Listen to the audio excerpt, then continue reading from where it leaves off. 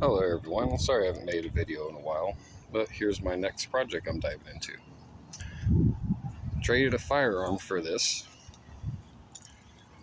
Came from a Copart auction and it actually has a blown motor, but it's a 2009 Mazda RX-8.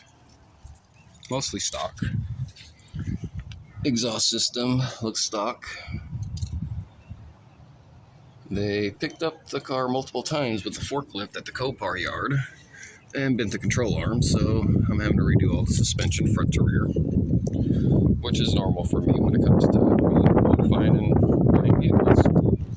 But this is what the interior looks like. There's currently no battery in it, but as you can see, it is actually a really nice vehicle. It has 141,000 miles on it. Interior is actually really nice on this. There are a few things. I need to get a new driver's seat because it's obviously a little thrashed. And someone replaced this door panel, so eventually I got to get a new door panel. Because that's what it's supposed to be. It's supposed to be leather with the tiny holes in it. This phone would focus. There you go, a little better. Same thing with the seats as well. It's kind of hard to find one of these seats. I found one for $500 off eBay. But overall, this car is actually really nice.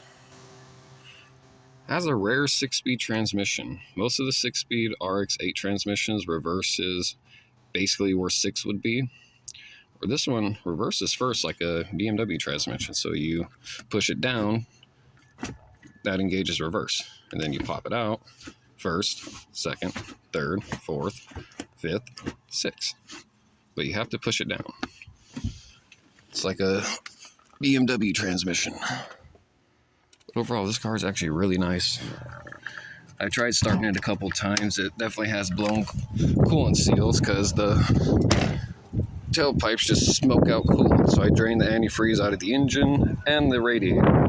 Trying to see if I can get it to start, but there's still antifreeze inside there, so I eventually got to figure out a way to get all of it out. I'm going to try a pressure tester. Pressure test the system, get some pressure inside of it, undo the drain plug on the block, and see if that will drain out the rest of the coolant, see if I can get it to fire up. Previous owner I got it from put brand new coil packs and spark plug wires. I put a set of RX-7 spark plugs inside of it because I don't have a set of RX-8s, and the ones I do have on the engine that I have in the garage were actually fouled out. But it tries to start once I drained out all the coolant.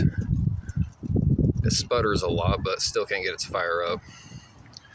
Overall, it's bone stock.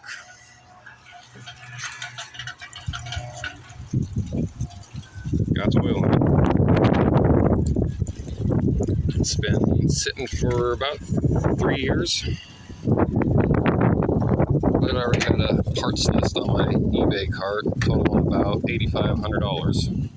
And that's if I rebuild this engine, take it out, do a street port on the intake exhaust, match port the entire intake manifold all the way down, the whole 9 on it. Or I can buy an engine that's already street ported and built the way I want to build this engine for $4,700 plus whatever shipping would be. So it all depends. If I go with the rebuilt engine, or engine that's been rebuilt, it'll total over 10 grand. As you can see, someone's already put an exhaust system on it. Different cat, mid-muffler delete. I believe it still has the factory exhaust, mufflers in the rear, still has factory headers. I'm going to replace those because those are a common flaw in these. The factory headers and catalytic converter will clog up and build up too much heat. It'll back feed back into the engine and wipe out your coolant seals. So that's one thing I got to replace on it. Overall, this car is actually really nice. Oh, is that a kink in the dry shaft? Or is that just the lighting? Ow, I think the dry shaft is twisted. Oh, that's gonna be fun. More parts. At first I thought this was an R3, but I didn't really know know the difference of the R3s. I thought they were just the Series 2 and newer were all R3s, but turns out the R3s have Recaro seats and Bieldstein struts and a different muffler in the back, which this actually might have. But overall, this is the next project car after I get the last two finished. I got a lot of parts coming in for the LS400. Some are already here. Heads are over here, completely ported and polished. That's the exhaust side. Exhaust, you don't really gotta polish and make it look pretty. You just gotta open it up because it's not really gonna make a difference if you polish it. The intake, on the other hand, you polish that one a little bit. If it's gonna be a race car, high RPM, then you polish it like a mirror. If you're gonna have a street application, then you polish it and leave a, not necessarily a rough etch, but almost like a polished brushed aluminum effect to it, so the fuel doesn't beat up at low RPMs and causes spark plugs to foul out. One little trick. And then I got this differential for it. This is actually out of a 98 SC300 automatic. Someone's welded it, but when I did the counts, this, how many rotations for this versus what I get one rotation out of there, this is actually a 427 gear. So I'm just gonna go through, weld it up so it has a little bit stronger weld and bite around the spider gears, because whoever did it previously, see if I can get a good look at that. Literally just welded the gears. They didn't even put a plate in it. So I got a nice thick piece of metal right here. We're gonna chop it down and weld that in place. And now I'm gonna modify the subframe so it has the dual mounts. The diff cover off the LS400 diff will bolt onto this. The CV axles are the same. Flex disc is the same. So that's all gonna be solved. Then I'll have a 427 welded diff in the back of the LS400, where right now it has a 323 or 332 gears, which is perfect for highway, but when you have 19-inch rims on it, big wide tires, and you have a lot of suspension mods done, the gearing kind of sucks. So I definitely need to put those in. If I was running 16s or 17, it'll be perfect, but since I'm running 19s with a 285 on the back, this will be a lot better. And then once I get the LS400 going, then it's time to get back into the Rexy. I got the motor, the aftermarket flywheel. That is a completely street ported motor that I ported myself. There's very shitty lighting, but I made the bottom ports match the Fitness 6 actuator ports. Went overkill on the port job. Actually, I got a flashlight right here. And that's transmission that's going in it. But as you can see, turn the brightness down. It's been sitting around for a while. I have about 15 miles on it.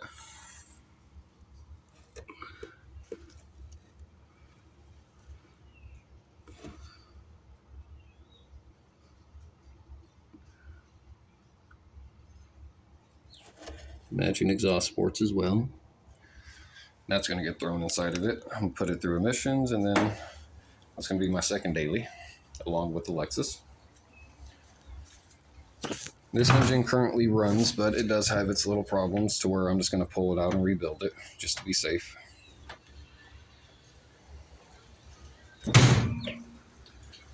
Other than that, update that's going on, I'm going to order up a set of 80-pound valve springs for the LS400.